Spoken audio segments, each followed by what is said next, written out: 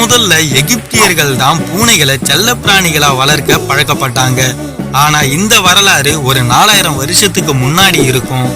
ஆனா ஆராய்ச்சியாளர்கள் 2004ல பிரெஞ்சுல ஒரு பூனையுடைய கல்லறையும் கண்டுபிடிக்கிறாங்க. அது எந்த அளவுக்கு பழமையானதுன்னா 9500 ஆண்டுகளுக்கு முன்னாடி பழமையான ஒரு கல்லறையா அது இருந்திருக்கு. இதை வச்சு பார்க்கும்போது எகிப்து காலகட்டத்துக்கு முன்னாடியே, அதாவது 4000 வருஷத்துக்கு முன்னாடி எல்லாம் தாண்டியே பூனைகள் செல்ல பிராணிகளா வீட்டுல வளர்க்கப்பட்டிருக்கு.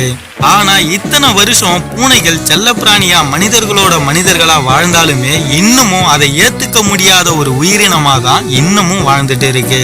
பூனைகள் எப்பவும் பெரும்பாலும் வீட்டில் இருக்கிறத விட வெளியே தான் அதிகமா வாழ விரும்புது. அதனாலதான் ஒரு செல்ல பிராணியா வளர்க்கக்கூடிய பூனைகள் கூட வீட்டில் அதிகமா இருக்கிறது இல்ல.